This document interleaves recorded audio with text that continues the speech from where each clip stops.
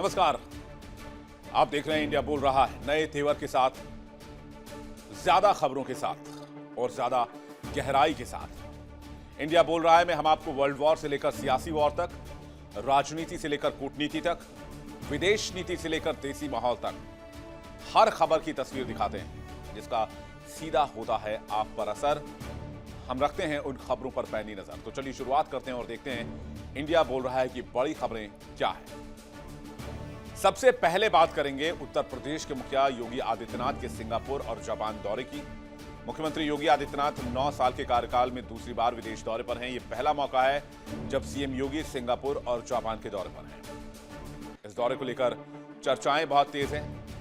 पहली चर्चा यह है कि सीएम योगी जापान की अत्याधुनिक मैग्लेव हाई स्पीड ट्रेन में सफर करेंगे और उस ट्रेन को कैसे उत्तर प्रदेश में लाया जाए, इसकी जानकारी जुटाएंगे। जानकारी के करीब जो जानकारी है उसके हिसाब से सीएम योगी इस ट्रेन में करीब 100 किलोमीटर की यात्रा करेंगे, जिसमें 50 किलोमीटर जाना है और 50 किलोमीटर की वापसी शामिल है। सीएम योगी के इस दौरे को उत्तर प्रदेश में आधुनिक परिवहन ढांचे के विस्तार के तौर पर भी देखा जा रहा है। इसी बीच दूसरी चर्चा यह है विपक्षी गलियारों में उठे तंज भरे बयान की। यूपी के पूर्व सीएम अखिलेश यादव ने सोशल मीडिया पर तंज करते हुए लिखा कि सीएम योगी आदित्यनाथ जापान जा रहे हैं तो क्योटो भी चले जाइएगा, जिससे यह पता चल सके कि प्रधान संसदीय क्षेत्र काशी क्योटो जैसा क्यों नहीं बन पाया। उनकी विरासत कैसे बिगड़ी। उन्होंने सीएम योगी के जापान दौरे को मनसुख पर्यटन करार देते हुए 2027 में होने वाले विधानसभा चुनाव का भी जिक्र किया है। इस दौरे पर सवाल उठाकर अखिलेश यादव ने 2027 में होने वाले विधानसभा चुनाव को जापान के दौरे से जोड़ दिया है और सियासी दांव चल दिया है। तो उत्तर प्रदेश की इस खबर पर विस्तार से नजर डालेंगे और जानेंगे कि चल क्या रहा है। अगली खबर हिंदू और मुस्लिम भाईचारे को लेकर है। हिंदू त्योहारों में मुसलमानों की एंट्री को लेकर एक बार फिर से बवाल शुरू हो गया है। इस बार आवाज उत्तर प्रदेश के अलीगढ़ से आई है। खैरेश्वर धाम का एक पोस्टर इन दिनों चर्चा में है, जिनमें लोगों को चेतावनी दी गई है मुसलमानों की वो मंदिर के अंदर दुकान नहीं लगा सकते। गौर करने वाली बात यह कि आखिर मंदिर प्रशासन को इस तरह का पोस्टर क्यों लगाना पड़ा है, ऐसा करने के पीछे की असली वजह क्या है, ये खबर भी जानेंगे और फ्लैशबैक में भी ले चलेंगे जहां कांवड़ यात्रा का जिक्र करेंगे। और कांवड़ यात्रा में भी कुछ ऐसी ही तस्वीर सामने आई थी। कांवड़ यात्रा के दौरान ऐसी तस्वीरें सामने आई जिन्होंने पूरे हिंदू समाज को अंदर तक हिलाकर रख दिया था। इसके बाद हिंदुओं ने पर्व और त्योहार में कई इलाकों में मुसलमानों को दूर रखने का फैसला किया। जानेंगे अलीगढ़ से आई इस खबर का कितना इंपैक्ट है और क्या इसका कनेक्शन चुनाव से भी। इसके बाद लिए चलेंगे आपको अमेरिका। अगली खबर भारत अमेरिका के बीच ट्रेड डील से जुड़ी हुई है। दरअसल अमेरिका के वॉशिंगटन में कल भारत यूएस ट्रेड डील की वार्ता फिलहाल टल गई है। इसे लेकर दोनों देशों का मानना है कि भारतीय चीफ नेगोशिएटर और टीम का प्रस्तावित दौरा तब तक तय किया जाए जब तक दोनों लेटेस्ट डेवलपमेंट और उनके असर को ठीक से ना समझ लें। हालांकि कुछ लोग इसे अमेरिकी सुप्रीम कोर्ट के फैसले से जोड़कर देख रहे हैं। ऐसा माना जा रहा है कि अमेरिकी सुप्रीम कोर्ट ने ट्रंप की ट्रेड डील को रद्द कर जोर का झटका दिया है। और इंडिया बोल रहा है, हमने आपको कल ही ये बात बताई थी कि यह मामला पेचीदगियों से भरा हुआ है। डोनाल्ड ट्रंप चाहते हैं कि 18% की जो डील भारत के साथ की गई है, भारत उस डील पर बना रहे, जबकि भारत ने कहा है कि अमेरिका के सुप्रीम कोर्ट का जो फैसला आया है भारत उसे रिव्यू करेगा, उसके बाद फाइनल जो डील है या फिर टाली उस पर मुहर लगाएगा। इसलिए मीटिंग को रिशेड्यूल कर दिया गया है। इस पर डिटेल से खबर आपको देंगे। स्टोरी 4 में आपको दिखाएंगे अमेरिकी राष्ट्रपति डोनाल्ड ट्रंप ने खामनेई के खात्मे का प्लान करीब करीब तैयार कर लिया है। पेंटागन में जो रिपोर्ट डोनाल्ड ट्रंप को सौंपी गई है उसमें खामनेई और खामनेई के बेटे मोज्तबा खामनेई को ईरान से साफ करने की रणनीति बताई गई। इसका जवाब फिलहाल खामनेई की तरफ से यानी कि उनके तरफ से रिएक्शन तो नहीं आया है, लेकिन खामनेई भी चक्रव्यूह तैयार कर बैठे हुए हैं जिसका तोड़ शायद अमेरिका के पास नहीं, इसलिए अमेरिका ने अभी तक ईरान के ऊपर अटैक नहीं किया है। तो क्या इस जंग में अमेरिका की हार मुमकिन है, खामनेई की हार मुमकिन है? कौन जीतेगा, कौन हारेगा और पहला हमला कौन करेगा, इस पर भी हम विस्तार से चर्चा करेंगे। इसके बाद बातचीत करेंगे पाकिस्तान से आई बड़ी खबर की। मुसलमानों की रहनुमाई का दावा करने वाला पाकिस्तान रमजान के पाक महीने में अफगानिस्तान पर हमला कर रहा है और अफगानिस्तान के आम नागरिकों को निशाना बना रहा है। ये बात तालिबान की तरफ से कंफर्म की गई है कि पाकिस्तान के अफगानिस्तान के अंदर जो हमले हुए उसमें अफगानिस्तान के मासूम बच्चे, महिलाएं और निर्दोष नागरिक मारे गए।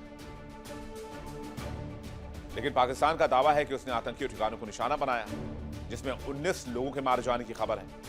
गौर करने वाली बात यह है कि आखिर पाकिस्तान ने अपने ही पड़ोस में रमजान के दरमियान मुसलमानों को मौत के घाट क्यों उतारा?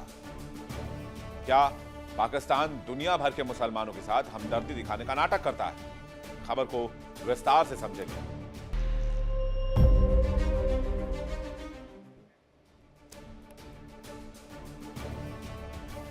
यूपी के सीएम योगी आदित्यनाथ जापान के दौरे पर जा रहे हैं। अखिलेश यादव परेशान हो रहे हैं। अखिलेश यादव परेशान क्यों हैं हम आपको बताएंगे, लेकिन समझिए पहले कि 2027 में यूपी का चुनाव है। ऐसे में 27 का सत्ताधीश कौन होगा यह तो वक्त बताएगा, लेकिन 27 के विधानसभा चुनाव की सियासी पिच अभी से तैयार की जा चुकी है। एक और सीएम योगी आदित्यनाथ और बीजेपी ने चुनाव को लेकर धारदार तैयारी पूरी कर ली है। चुनाव से पहले यूपी के विकास को गति देने के लिए सीएम योगी आदित्यनाथ विदेश दौरे पर हैं। प्रधानमंत्री नरेंद्र मोदी लगातार विकास परियोजनाओं का उद्घाटन कर रहे हैं। इधर सीएम योगी आदित्यनाथ विदेश दौरे पर जा रहे हैं। तो सीएम का विदेश दौरा खास क्यों है और इस दौरे में सीएम योगी आदित्यनाथ क्या क्या करेंगे हम आपको बताएंगे। सीएम योगी इस दौरे के जरिए यूपी के विकास और 1 ट्रिलियन की इकोनॉमी को गति देने के लिए हर संभव कोशिश करने वाले हैं। सीएम योगी के विदेश दौरे पर समाजवादी पार्टी के मुखिया अखिलेश यादव भी टेंशन में है। अखिलेश यादव ने सीएम योगी पर तंज किया है। अखिलेश ने योगी के जापान दौरे को मनसुख पर्यटन की संज्ञा दी है। अब आपको 2 तस्वीरें दिखाते हैं। पहली तस्वीर सीएम योगी आदित्यनाथ की, जो जापान और सिंगापुर के दौरे पर जाने वाले हैं। और आपको बता दें, यह दौरा यूपी की अर्थव्यवस्था को मजबूती देने की कोशिश है। इन दोनों देशों में जाकर सीएम निवेशकों को आमंत्रित करेंगे और कोशिश करेंगे कि वो यूपी में आकर निवेश करें। अब दूसरी तस्वीर भी देखिए। दूसरी तस्वीर अखिलेश यादव के पोस्ट की तस्वीर, पीसीआर प्लीज लगाइएगा। दूसरी तस्वीर अखिलेश यादव ने पोस्ट करके इस दौरे को लेकर तंज किया है और लिखा है कि जापान जा रहे हैं तो योगी जी क्योटो भी चले जाइएगा, जिससे यह पता चल सके कि प्रधान संसदीय क्षेत्र काशी क्योटो जैसा क्यों नहीं बन पाया, उसकी विरासत कैसे बिगड़ी। जापान से विरासतों को बचाने और शहर को आगे बढ़ाने का सकारात्मक सबक लेते आइएगा। वैसे अब चला चली की बेला में अंतिम वर्ष में कौन सा तो ये जापान का अध्ययन कर लेंगे और क्या ही योजना बना पाएंगे। मुख्यमंत्री जी का यह मनसुख पर्यटन है और अगर वो स्वीकार कर लेते हैं तो जाते जाते कम से कम एक सच बोलने के लिए उन्हें लोग याद रखेंगे। वनस्पति के विशेष अध्ययन का व्यक्तिगत लाभ ही उठाएंगे और अपने करीबियों से साझा भी करेंगे।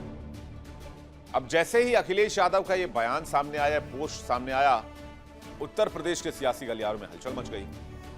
तो इसका सियासी फैक्टर जाने, लेकिन सीएम योगी का दौरा देख लेते हैं। यह दौरा किस तरह से रहने वाला है। सीएम योगी आदित्यनाथ सिंगापुर और जापान के दौरे पर जा रहे हैं। यह दौरा यूपी की अर्थव्यवस्था को मजबूत करने और गति देने की कोशिश है।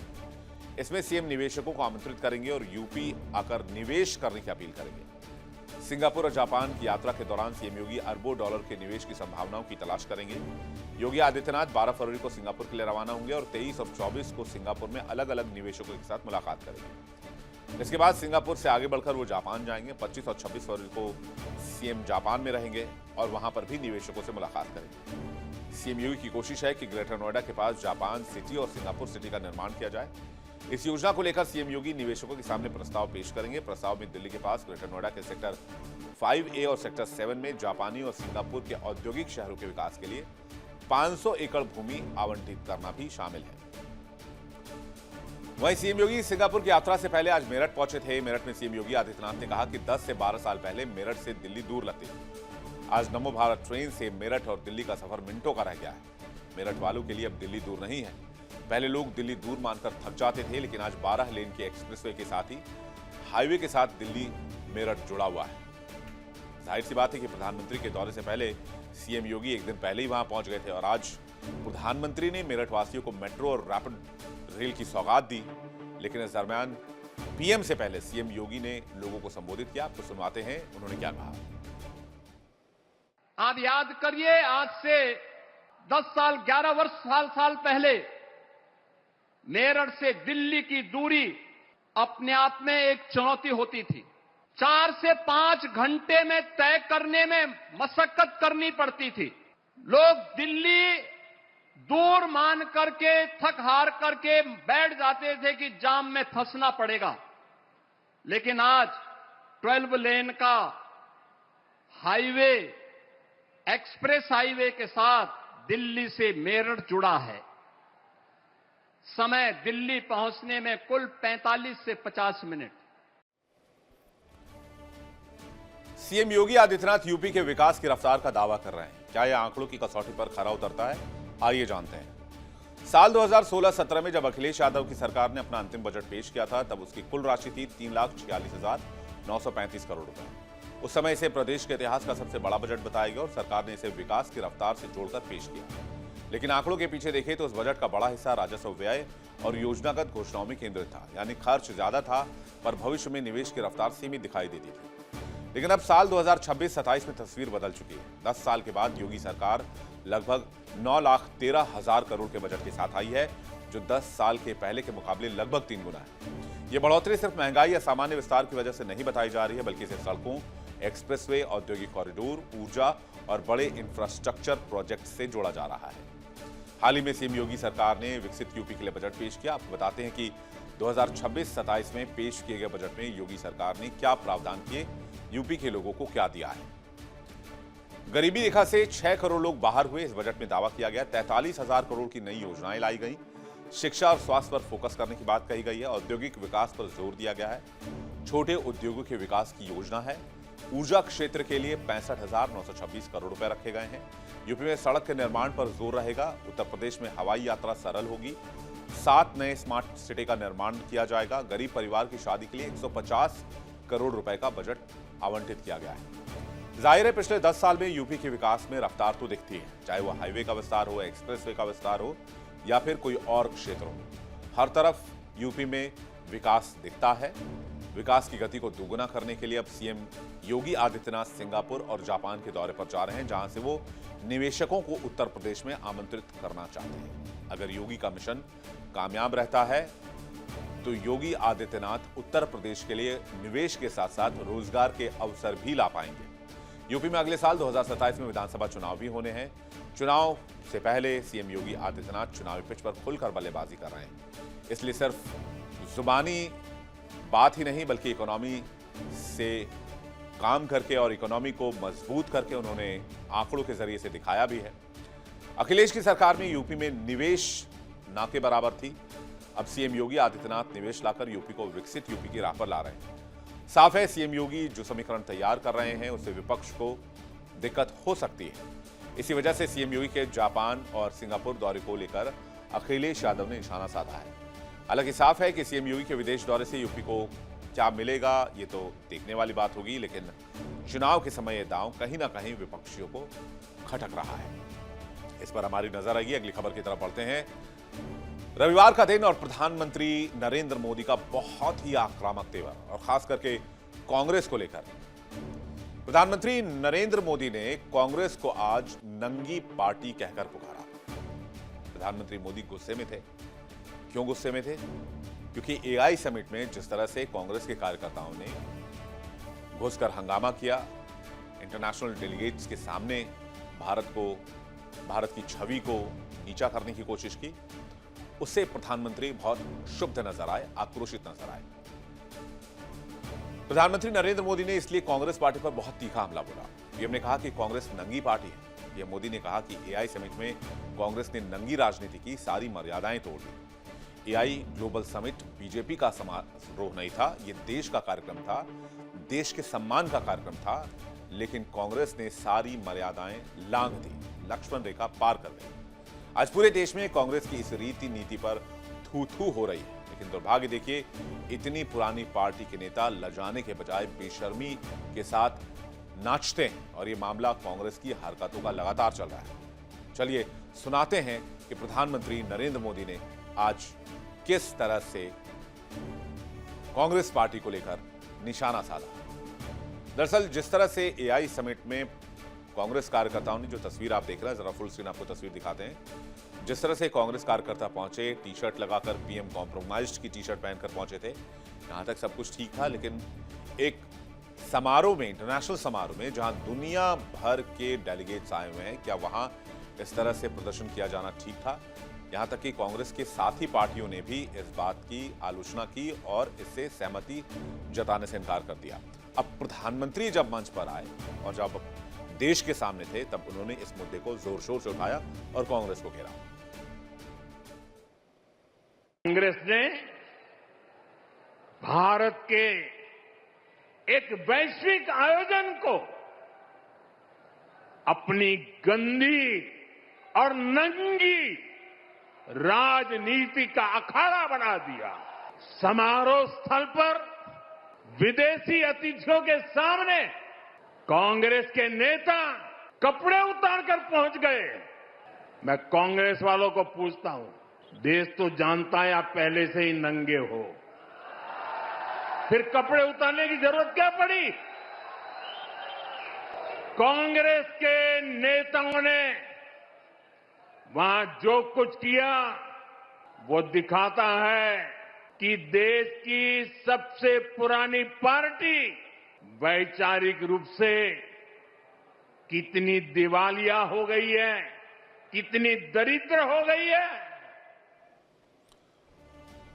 पीएम ने कहा, एक तरफ देशवासी भारत को विकसित बनाने के लिए दिन रात मेहनत कर रहे हैं, लेकिन देश में ही कुछ राजनीतिक दल हैं जो भारत की सफलता को हजम नहीं कर पा रहे। अभी आपने देखा कि भारत में दुनिया का सबसे बड़ा एआई इम्पैक्ट समिट हुआ। दुनिया भर के 80 से अधिक देशों के प्रतिनिधि दिल्ली आए।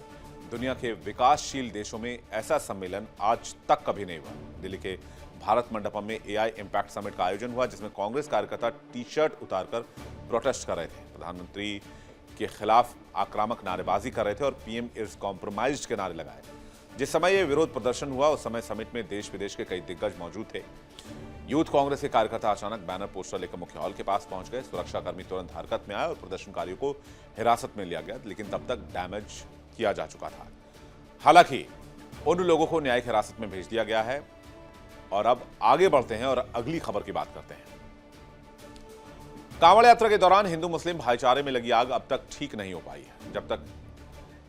जब हिंदू त्योहार सामने आते हैं, तब कई इलाकों में इस बात को लेकर चर्चा तेज हो जाती है, क्या हिंदू त्योहारों में मुसलमानों की भागीदारी होनी चाहिए। हिंदू संगठनों ने एक बार फिर से अपनी आवाज बुलंद की है और मुसलमानों की दुकान का विरोध करना शुरू कर दिया है। हिंदू संगठनों का साफ साफ कहना है कि जब त्योहार हिंदुओं का है, धार्मिक स्थल हिंदुओं का है, तो उसमें आस्था भी हिंदुओं की है, फिर वहां मुसलमानों का क्या काम है। हिंदुओं के त्योहारों पर मुस्लिम दुकानदार दुकानें लगाकर क्या साबित करना चाहते हैं, यह अब तक किसी को समझ नहीं आ रहा। मुसलमान की इस कोशिश को ना तो हिंदू संगठन समझ पा रहे हैं और ना ही मुसलमान समझा पा रहे हैं। ऐसे में यह विवाद बड़ा रूप ले रहा है। लेकिन सवाल यह है कि क्या यह विवाद जरूरी है या गैर जरूरी है। चलिए पहले खबर जानते हैं। अलीगढ़ के खेरेश्वर मंदिर में मुसलमानों की दुकान पर ऐसा विवाद शुरू हुआ है जिस पर मंदिर प्रशासन को बोर्ड लगाना पड़ा। इस बोर्ड पर साफ साफ शब्दों में लिखा है, खेरेश्वर मंदिर परिसर में मुसलमान दुकान नहीं लगा सकते। इस बोर्ड को उस वक्त लगाया गया जब करणी सेना ने मुसलमानों की दुकान को लेकर विरोध जताया। इसके साथ ही मंदिर प्रशासन ने दुकानदारों के लिए नियम भी बना दिए, जिसके तहत अब मंदिर परिसर में दुकानें लगाई जा सकेंगी। अब पहले आप खेरेश्वर मंदिर के बाबा का यह बयान सुनिए, उसके बाद खबर को आगे बढ़ाएंगे। कमेटी ने निर्णय ये लिया है कि श्री खेरेश्वर धाम मंदिर परिसर में किसी भी मुस्लिम समुदाय की दुकान नहीं लगेगी। कैसा लग रहा है? ये अति सुंदर निर्णय है और ऐसा होना भी चाहिए। क्योंकि ये लोग ऊधमबाजी करते हैं और हम नाना प्रकार की न्यूज़ें सुनते रहते हैं, देखते रहते हैं और ये पकड़े भी जाते हैं। इसलिए इनका यहाँ मंदिर परिसर में कोई भी दुकान व्यवसाय करना अनुचित है, उचित नहीं है। अभी क्या किया जाए? ये महाशिवरात्रि का जो पर्व गया है, यहाँ इन्होंने 1-2 दुकानें लगाई थी जिनमें के लेडीज कपड़े थे, लेडीज महिलाओं के कपड़े बिक रहे थे। ये आगे भविष्य में ऐसा नहीं होना चाहिए, इन लोगों की दुकानें नहीं लगना चाहिए। इस पे बोर्ड पे ये लिखा है कि मुसलमानों की दुकान यहाँ वर्जित है मंदिर कैंपस में। क्या वजह है? वजह कुछ नहीं है, वजह ये भी है कि भाई हमारे सनातनी जो भाई आते हैं, भक्त आते हैं, वो विरोध करते हैं कि भाई मुसलमान की दुकान नहीं लगनी चाहिए, तो हमें उनका सम्मान करना है, इसलिए दुकान नहीं लगेगी। महाशिवरात्रि में घटना क्या थी? महाशिवरात्रि पे 10 लाख की भीड़ थी कम से कम। हम लोग व्यवस्था में थे तो दुकान हजारों दुकान लगी थी। हालांकि हमने अपने ठेकेदार को बता रखा है कि भाई कोई मुसलमान की दुकान नहीं लगनी चाहिए। अब वो हमारा आधार कार्ड में अमन था या अरमान था, पता नहीं क्या था, उसकी दुकान लग गई वहाँ। पाएगी उसकी गारमेंट की लगी है, लेडीज गारमेंट की। फिर तो लगी तो हम लोग यहाँ से गए तब तक वो दुकान जा चुकी थी यहाँ से। अलीगढ़ के खेरेश्वर धाम शिव मंदिर में शिवरात्रि पर जलाभिषेक के लिए भारी भीड़ जुटी थी। वहीं से इस विवाद की शुरुआत होती है। इस दौरान मंदिर परिसर के बाहर सड़क किनारे कुछ मुस्लिम समुदाय के लोग सामान बेच रहे थे। इसे लेकर करणी सेना ने माइक के जरिए विरोध जताना शुरू कर दिया। चलिए समझते हैं कि आखिर खेरेश्वर मंदिर समिति को मुसलमानों की एंट्री पर बैन क्यों लगाना पड़ा, इसकी वजह क्या है और क्यों ऐसा कदम उठाया गया। महाशिवरात्रि पर मंदिर में मेले का आयोजन किया गया था। खेरेश्वर मंदिर में मुस्लिम व्यक्ति ने कपड़े की दुकान लगाई थी। दुकान लगाते समय मुस्लिम व्यक्ति ने खुद को हिंदू बताया। अपनी पहचान छिपाकर मुस्लिम व्यक्ति ने दुकान लगाई। करणी सेना ने मुसलमान की दुकान का विरोध किया और इस बात का भी विरोध किया कि आखिर पहचान छिपाकर दुकान लगाने के पीछे असली मंशा क्या है। दरअसल हर साल खेरेश्वर मंदिर में महाशिवरात्रि पर बहुत बड़ा मेला लगता है। इसमें मनोरंजन के लिए झूलों के साथ साथ खाने पीने की चीजें, कपड़े, घरेलू उपयोग के सामान, पूजा पाठ के सामान, सभी तरह की दुकानें लगाई जाती हैं। जिस समय दुकान लगाई गई थी तब अरमान ने अपना नाम अमन बताया और जब ये बात खुली तो लोगों का कहना है कि इससे धार्मिक आस्थाओं को आघात पहुंचा है और लोगों ने मंदिर प्रशासन पर दबाव बढ़ाना शुरू कर दिया। विवाद के बाद मंदिर समिति मजबूर हुआ और ऐसा कदम उठाया जिसमें एक बोर्ड जारी कर यह संदेश लिख दिया गया कि हिंदू त्योहारों के दरमियान कौन दुकान लगा सकता है और कौन नहीं लगा सकता है। इस नए नियम के तहत अब मुस्लिम धर्म के लोग अपना नाम बदलकर दुकान नहीं लगा सकेंगे। यह निर्णय हिंदू आस्था का सम्मान करने के लिए मंदिर की तरफ से लिया गया है। इससे साफ हो गया है कि अब इस तरह के विवादों की लिस्ट मंदिर समिति नहीं चाहता है। मंदिर समिति का यह कदम ये भी बता रहा है कि धार्मिक आस्थाओं के साथ खिलवाड़ करने की कीमत इस तरह से चुकानी पड़ सकती है, क्योंकि मंदिर समिति ने क्लियर कर दिया है कि कोई भी मुसलमान दुकान नहीं लगाएगा। लेकिन हो सकता है कि मंदिर परिसर के अंदर दुकान ना लगे। मंदिर परिसर के बाहर क्या दुकान लग सकते हैं, और अगर मंदिर परिसर के बाहर दुकान लग सकते हैं तो फिर उसे मंदिर समिति कैसे रोकेगा, ये भी सवाल है। चलिए अब समझते हैं कि ये कदम आखिर क्यों उठाया गया है। आपको याद होगा कांवड़ यात्रा के दौरान भी मुसलमान दुकान को लेकर बहुत बवाल मचा था। हिंदुओं की आस्था के साथ खिलवाड़ का आरोप लगाया गया था। कांवड़ यात्रा मार्ग पर थूक जिहाद के मामले के आरोप लगाए गए थे। मुसलमानों ने नाम बदलकर कांवड़ मार्ग पर दुकानें लगाई थी, इसका खुलासा भी हुआ था। कांवड़ यात्रा के दौरान नेम प्लेट विवाद भी शुरू हुआ। हिंदुओं की आस्था को देखते हुए सीएम योगी ने आदेश दिया कि कांवड़ यात्रा मार्ग पर लगी दुकानों पर नेम प्लेट लगानी बहुत जरूरी होगी। बीते साल गरबा आयोजन के दौरान प्रवेश को लेकर भी कुछ जगहों पर विवाद की स्थिति बनी थी। कुछ आयोजकों ने सुरक्षा और व्यवस्था बनाए रखने के लिए प्रवेश संबंधी नियम तय किए। इन नियमों के बाद भी कुछ लोग अपनी पहचान छिपाकर हिंदू त्योहारों में एंट्री करते नजर आए, जिसके बाद तनाव जैसे हालात बने। आयोजकों का मानना था कि ऐसे कदम धार्मिक आयोजन की पवित्रता और शांति व्यवस्था को प्रभावित कर सकते हैं। विवाद सामने आने के बाद कई स्थानों पर आयोजन समितियों ने पहचान पत्र जैसे उपाय अपनाए, जिससे भविष्य में किसी तरह की गलतफहमी या विवाद की स्थिति न हो। प्रशासन ने भी लोगों से अपील की कि धार्मिक आयोजनों की गरिमा बनाए रखें और आपसी सौहार्द को प्राथमिकता दें। धार्मिक पर्व समाज को जोड़ने का माध्यम होता है। ऐसे में जरूरत है कि सभी समुदाय आपसी सम्मान, नियमों का पालन करते हुए भागीदारी करें, जिससे किसी भी व्यक्ति की धार्मिक भावनाओं को आहत न किया जा सके और टकराव या तनाव की स्थिति न बने। त्योहार शांति के साथ हो, उत्साह के साथ हो और सबसे बड़ी बात, एक दूसरे के धर्म का सम्मान हो, आदर हो और एक दूसरे के धर्म को इज्जत मिले। चलिए अब आपको बताते हैं कि हाल ही में हिंदू त्योहारों में कब कब ये विवाद हुआ, कब कब आरोप लगे, इस तरह के मामले कब कब सामने आए। पहला तो कांवड़ यात्रा के दौरान विवाद हुआ। हर साल गरबा के आयोजन के दरमियान, नवरात्रों के दरमियान इस तरह के विवाद सामने आते हैं। वृंदावन में होली के दरमियान भी मुसलमानों की एंट्री पर बैन लगा। महाकुंभ में मुसलमानों की एंट्री पर हंगामा मचा। अगले महीने फिर से होली है, फिर कई और त्योहार हैं।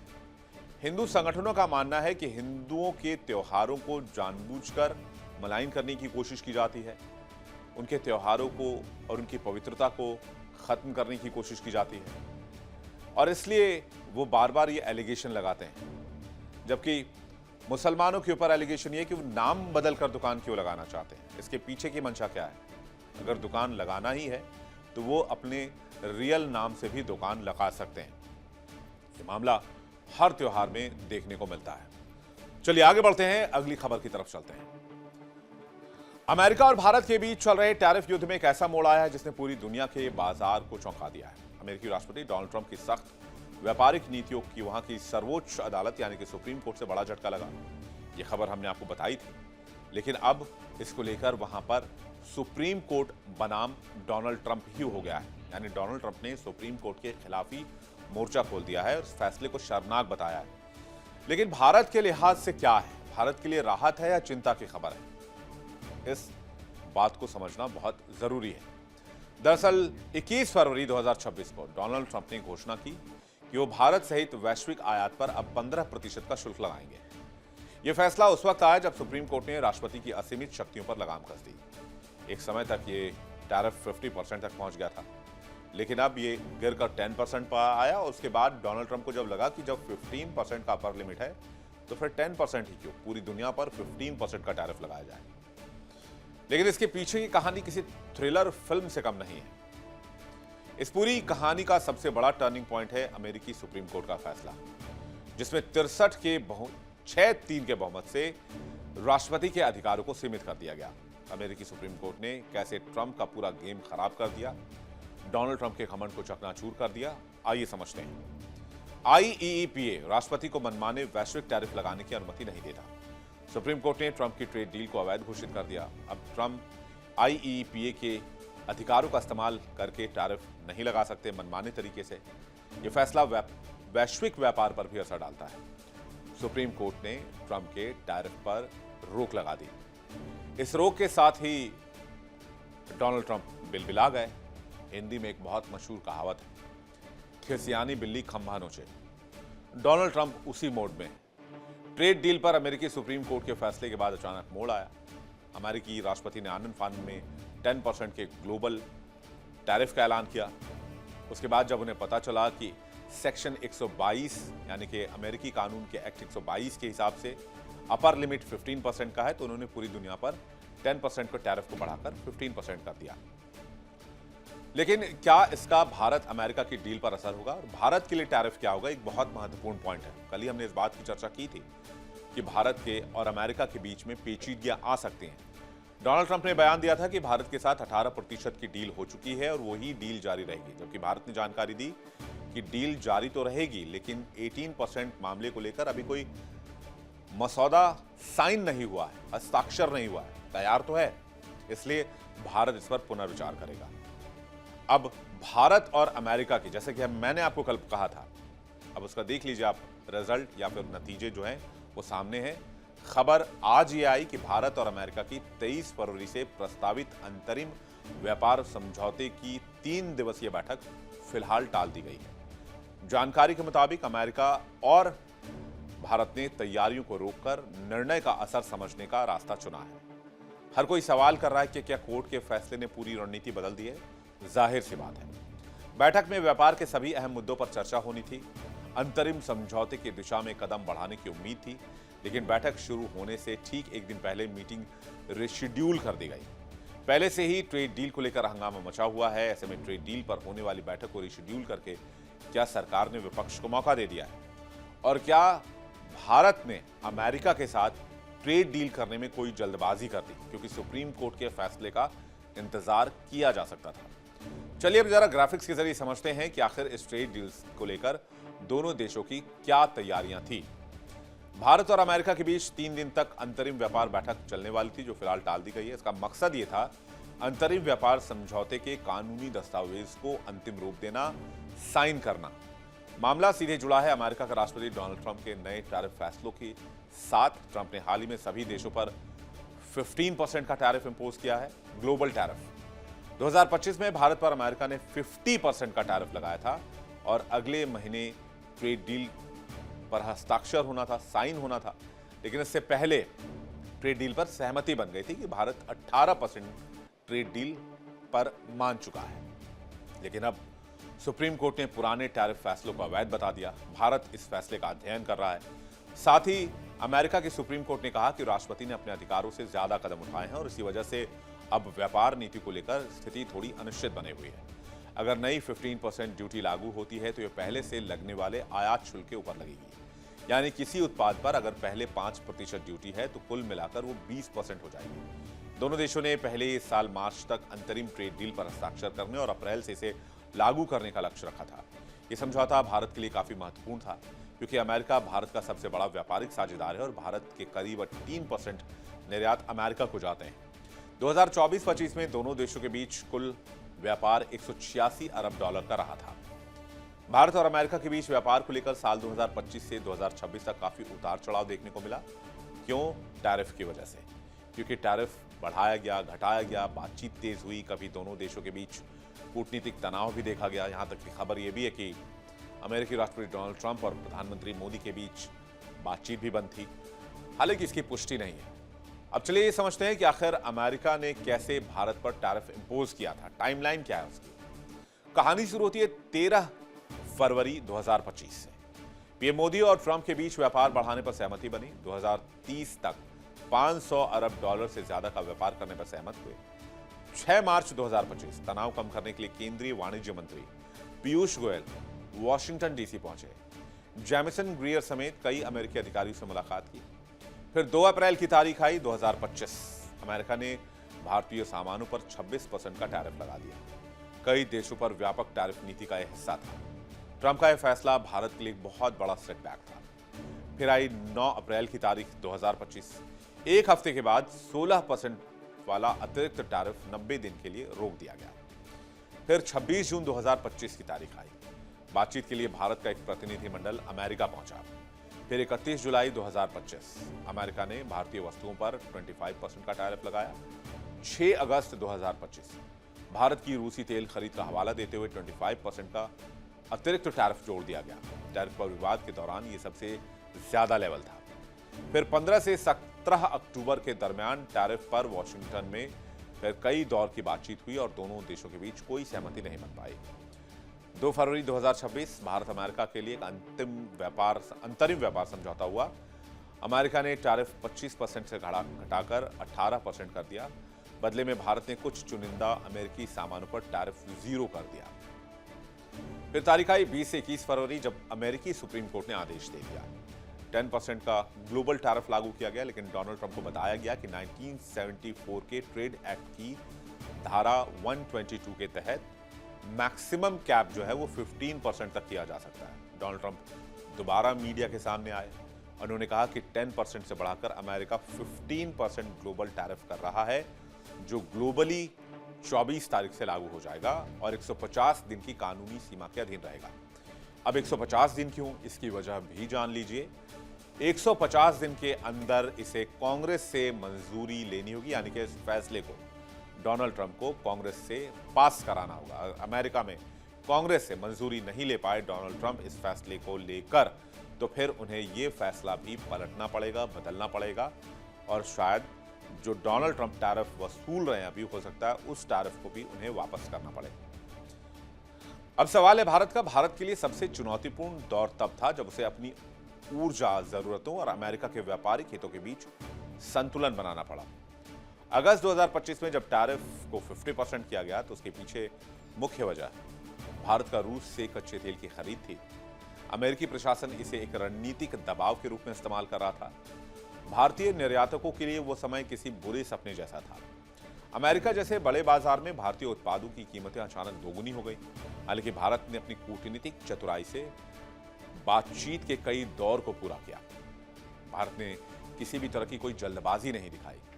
डोनाल्ड ट्रंप के किसी भी उकसावे वाले बयान का जवाब नहीं दिया। यहां तक कि प्रधानमंत्री नरेंद्र मोदी ने रणनीतिक दूरी भी रखी, खास करके डोनाल्ड ट्रंप से, अमेरिका से नहीं। अब मौजूदा समय में टैरिफ 15% पर सिमट गया है, जैसा कि मैंने आपको बताया, लेकिन खतरा टला नहीं है। धारा 122 के तहत राष्ट्रपति ट्रंप ने जो आदेश दिया है उसकी कानूनी सीमा केवल 150 दिन है। इसके बाद क्या होगा, यह पूरी तरह से अमेरिकी कांग्रेस यानी कि अमेरिकी संसद के रुख और भारत अमेरिका के बीच होने वाले अंतरिम व्यापारिक समझौते पर भी निर्भर करेगा। भारतीय अर्थव्यवस्था के नजरिए से देखें तो 15% का स्तर राहत वाला है। 50% के मुकाबले तो है ही, लेकिन 2025 की शुरुआत में तय किए गए 10% के मुकाबले अभी भी ये महंगा है। अगर अमेरिकी संसद इस टैरिफ को आगे बढ़ाने की अनुमति नहीं देती है तो भारत के लिए व्यापार के रास्ते और आसान हो सकते हैं। आने वाले कुछ महीने भारतीय निर्यातकों, ऑटोमोबाइल सेक्टर और स्टील उद्योग के लिए बहुत महत्वपूर्ण होने वाले हैं। लेकिन आखिर में वो सबसे बड़ा सवाल कि क्या भारत को अमेरिकी सुप्रीम कोर्ट के फैसले का इंतजार करना चाहिए था, क्योंकि वही पेच अभी भी फंसा हुआ है, जिसमें डोनाल्ड ट्रंप ने कहा कि भारत के साथ एक बहुत अच्छी डील हुई है, बहुत सुंदर डील हुई है। वो हर वक्त वो ब्यूटीफुल वर्ड का बहुत इस्तेमाल करते हैं। उन्होंने कहा कि एक बहुत ब्यूटीफुल डील भारत के साथ हुई है और बहुत फेयर डील है। 18% की डील कोई बुरी डील नहीं है और भारत के लिए जायज़ है, जबकि पूरी दुनिया पर 15% की डील है। तो क्या डोनाल्ड ट्रंप इस बात पर मानेंगे कि भारत को वो 18% की डील की जगह वो 15% की डील दें? ये देखने वाली बात होगी और मामला बहुत दिलचस्प हो गया है। दुनिया के नक्शे पर मिडिल ईस्ट इस समय एक जलता हुआ ज्वालामुखी बन गया है। अमेरिका और इजराइल की सीधी धमकियों के बीच तेहरान पर हमले की तलवार लटकी हुई है। अमेरिकी नेतृत्व ईरान को लगातार आंखें दिखा रहा है। धमकियों और सैन्य तैयारियों के जरिए दबाव बनाने की कोशिश हो रही है, लेकिन ईरान के सर्वोच्च नेता खामेनेई ने साफ कर दिया है कि वो किसी भी धमकी के आगे झुकने वाले नहीं हैं। ट्रंप और वॉशिंगटन की धमकियों का खामेनेई ने जिस तरह से सामना किया है, उससे यह साफ है कि ईरान अपने हथियारों को लेकर, अपनी ताकत को लेकर, अपनी सुरक्षा को लेकर बहुत सुदृढ़ है और आश्वस्त है और कॉन्फिडेंस में है। ईरान ने साफ कर दिया है कि वो अपनी सीमाओं और राष्ट्रीय सुरक्षा पर किसी भी तरह का समझौता करने को तैयार नहीं है। खामेनेई के तेवर न सिर्फ कड़े हैं, बल्कि ये संकेत देते हैं कि ईरान दो हाथ करने के लिए पूरी तरह तैयार है। अमेरिका की कोशिशों के बावजूद तेहरान ने रणनीतिक स्थिरता बनाए रखने और अपने क्षेत्रीय हितों की रक्षा करने का संकल्प दिखाया है। यह तनाव सिर्फ कूटनीतिक बातचीत का विषय नहीं है, बल्कि मिडिल ईस्ट में शक्ति संतुलन और वैश्विक सुरक्षा पर गहरा असर डालने वाला मोड़ बनता जा रहा है। दुनिया ब्रीफिंग और सैन्य चालों के हर अपडेट पर बारीकी से नजर रखी हुई है और हमारी भी बारीकी से नजर है हर खबर पर ईरान और अमेरिका के बीच जो कुछ भी इस वक्त चल रहा है। सबसे बड़ा सवाल, क्या आने वाले एक हफ्ते के अंदर अमेरिका ईरान पर हमला करने वाला है? और क्या ईरान ने इसका जवाब देने के लिए पूरे मिडिल ईस्ट को फूंकने की तैयारी कर ली है? अमेरिकी राष्ट्रपति ने इस बात के पूरे संकेत दिए हैं। पहले तो ट्रंप ने ईरान पर परमाणु समझौते के लिए बेतहाशा दबाव बनाया हुआ है और कहा है कि आने वाले एक हफ्ते में वो फैसला कर लें कि उन्हें परमाणु कार्यक्रम पर बात करनी है या फिर अमेरिका से जंग करनी है। उन्होंने कहा कि वो ईरान पर सीमित सैन्य हमले पर विचार कर रहे हैं। ग्राउंड पर सच्चाई यह है कि अमेरिका ने अरब सागर और पर्शियन गल्फ, जिसे फारस की खाड़ी कहते हैं, वहां पर अपना सैन्य जमावड़ा बढ़ाया है, जिसमें जंगी जहाज, अत्याधुनिक लड़ाकू विमान और अन्य सैन्य संसाधन शामिल हैं। इन बलों की तैनाती से संकेत मिलता है कि अमेरिका एक लंबी और व्यापक सैन्य अभियान के लिए तैयारी कर रहा है। लेकिन अमेरिका को इस बात का भी डर है कि ईरान भी बहुत बड़ी तैयारी के साथ है और ईरान को बैक से सपोर्ट है चीन का और रूस का। चीन और रूस ये चाहते हैं कि ईरान के साथ अमेरिका जंग करे और अमेरिका अगर ईरान के साथ जंग करता है तो फिर यहां पर अमेरिका को लंबे समय तक फंसाया जाए। जी हां, इसलिए ईरान खामोश नहीं है। आपने देखा होगा ईरान के तेवर बहुत ज्यादा हार्ड है। ईरान ने तो साफ साफ कह दिया कि अमेरिका या तो ईरान से जंग करे या फिर खाड़ी से अपना बोरिया बिस्तर बांधे और यहां से निकल ले, क्योंकि ईरान जब पलटवार करेगा तो अमेरिका को बचने का मौका नहीं मिलेगा। उसने साफ साफ कहा है कि अगर अमेरिका ने हमला किया तो ऐसी दशा में मिडिल ईस्ट में मौजूद अमेरिका के सैन्य ठिकाने, अमेरिका के दोस्त, अमेरिका के अलाइज, सबको ईरान निशाना बनाएगा। तो सबसे बड़ा सवाल कि अमेरिका का सबसे बड़ा अलाई इस इलाके में नॉन नेटो अलाई के नाम से जो जाना जाता है, जिसके लिए रेड कार्पेट बिछाई जाती है, कौन है वो देश? आप जानते हैं, जहां के फील्ड मार्शल वॉशिंगटन में जाकर डोनाल्ड ट्रंप के साथ लंच करते हैं। तो क्या वो भी निशाने पर है? बहुत इंटरेस्टिंग मामला है। खैर, आगे बढ़ते हैं। अब अमेरिका की तैयारी को जरा देख लेते हैं। दुनिया का सबसे बड़ा aircraft carrier USS Gerald R Ford इस समय अटलांटिक महासागर में मौजूद है और कैरेबियन सागर से होते हुए मिडिल ईस्ट की ओर बढ़ रहा है। इस महीने की शुरुआत में राष्ट्रपति डोनाल्ड ट्रंप ने इसे तैनात करने का आदेश दिया था। इस कैरियर के साथ 3 डिस्ट्रॉयर भी चल रहे हैं। अमेरिका ने ईरान के दिल में खौफ भरने की कोशिश की है कि वो बहुत बड़ी सैन्य तैयारी के साथ हैं, आपको चुटकियों में समाप्त कर देंगे, आपको मसल के रख देंगे। ये एक साइकोलॉजिकल प्रेशर के साथ साथ मेंटल प्रेशर भी बनाने की कोशिश की जा रही खामेनी पर। तो तैयारी क्या है जरा वो देखते हैं। अमेरिका ने मिडिल ईस्ट में अपना बहुत बड़ा स्ट्राइक फोर्स लगाया है। फिलहाल मध्य पूर्व में अमेरिका के कुल 13 युद्धपोत तैनात हैं। Aircraft carrier USS Abraham Lincoln, 9 destroyer और 3 लिटोरल कॉम्बैट शिप शामिल हैं। Aircraft carrier USS Gerald R Ford भी तैनात किए गए हैं। मिडिल ईस्ट में एक ही समय पर 2 अमेरिकी एयरक्राफ्ट कैरियर की मौजूदगी को बहुत असाधारण माना जा रहा है। यह बहुत ऐसा है कि यह कॉमन नहीं देखा जाता। अमेरिका का एक ही एयरक्राफ्ट कैरियर किसी भी इलाके में अपने आप में काफी माना जाता है, लेकिन ईरान की घेरेबंदी के लिए 2-2, 3-3 एयरक्राफ्ट कैरियर लगाना, ये इस बात को भी वाइस वर्सा अगर आप देखेंगे तो ये अमेरिका के भी ऊपर भी उतना ही प्रेशर है। जो अमेरिका एक एयरक्राफ्ट कैरियर से ईरान को कंट्रोल करने की कोशिश कर सकता है, उसे 2-3 एयरक्राफ्ट कैरियर लगाने पड़ रहे हैं। जाहिर सी बात है, ईरान के फायर पावर की मिसाल जो दी जाती है उसका लोहा अमेरिका भी मान रहा है, या फिर इस जंग के पीछे कहीं ना कहीं अमेरिका को पता है कि रूस और चीन पूरी ताकत से खड़े हैं और इसलिए ईरान को काउंटर करने के लिए अमेरिका को बहुत जोर लगाना पड़ेगा और बहुत पैसे खर्च करने पड़ेंगे, क्योंकि ये जो विशाल युद्धपोत हैं इसमें दर्जनों आधुनिक लड़ाकू विमान तैनात होते हैं, हजारों नौसैनिक रहते हैं। पिछले साल जून में अमेरिका ने इस तरह के 2 बड़े एयरक्राफ्ट कैरियर इस क्षेत्र में तैनात किए थे। इन एयरक्राफ्ट कैरियर के साथ कई fighter jet, air defence system और दूसरे युद्धक उपकरण भी तैनात किए गए। जानकारों का कहना है अमेरिका हमला करता है तो उसके पास सैन्य दृष्टि से बहुत भारी बढ़त होगी, खासकर इजराइल के समर्थन के चलते। लेकिन अगर रूस और चीन का खुला समर्थन ईरान को है और पूरी सपोर्ट है तो फिर यहां पर ईरान को बढ़त मिल सकती है। अब जरा ये विजुअल देखिए आप, किस तरह से तैयारी की जा रही है। दोनों देशों के सैनिक कैसे वॉर एक्सरसाइज कर रहे हैं इस जंग से पहले, चाहे वो फाइटर जेट्स हो, चाहे वो वॉरशिप्स हो, चाहे वो टैंक्स हो।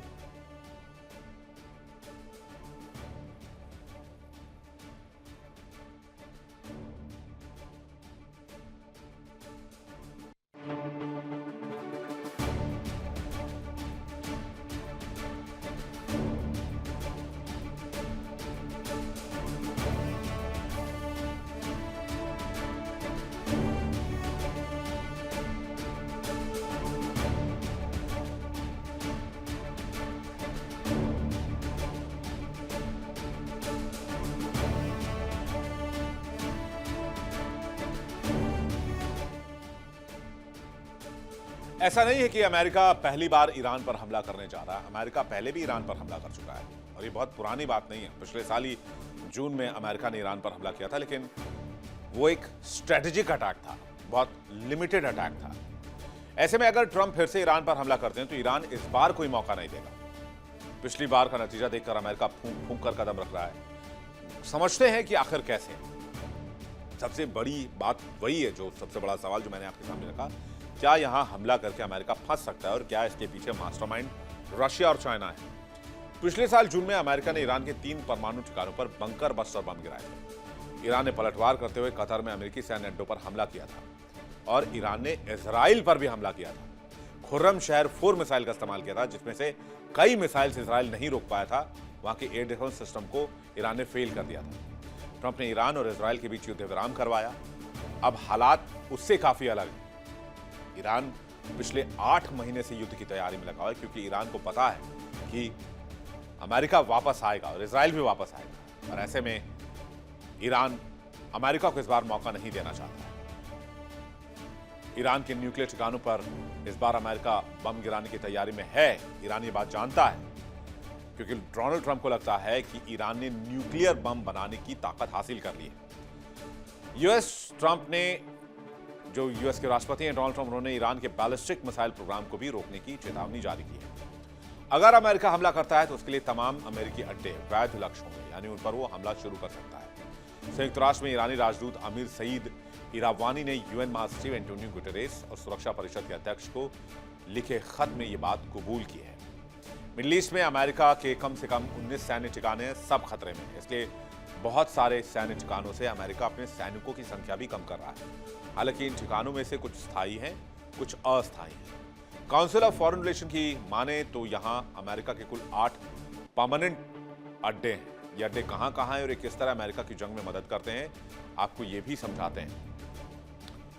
मिडिल ईस्ट में अमेरिका के सबसे बड़ा बेस है अल उदीद एयरबेस। करीब 100 विमान यहां तैनात रहते हैं। हालांकि बेस में 10,000 सैनिक भी हैं, लेकिन बड़ी खबर यह आई थी कि अल उदीद एयरबेस से सैनिकों की संख्या अमेरिका कम कर रहा है।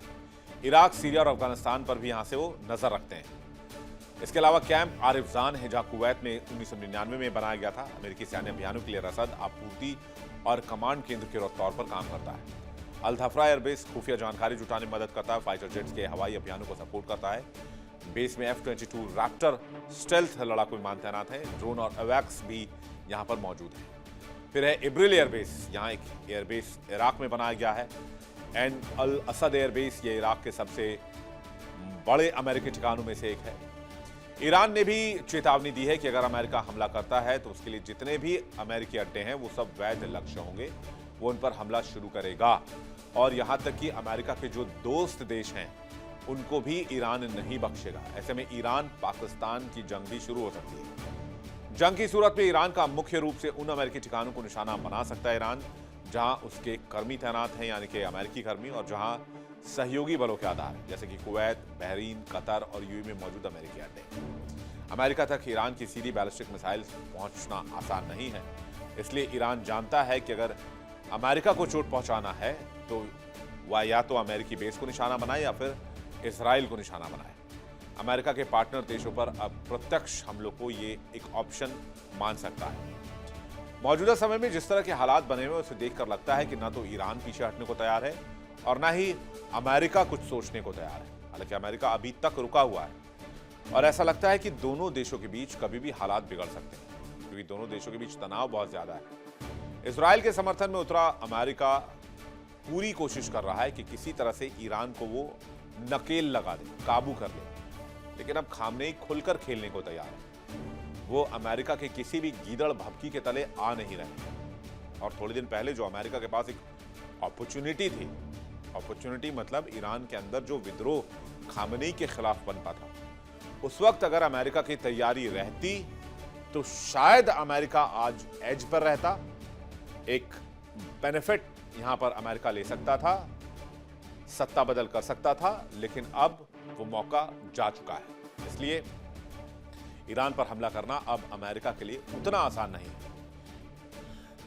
इंडिया बोल रहा है में फिलहाल इतना ही, वक्त एक ब्रेक है, लेकिन ब्रेक पे जाने से पहले आपको बता दें इंडिया डेली आपके स्मार्ट टीवी पर भी मौजूद है। इंडिया डेली 24/7 देखिए अपने स्मार्ट टीवी पर लाइव और लगातार।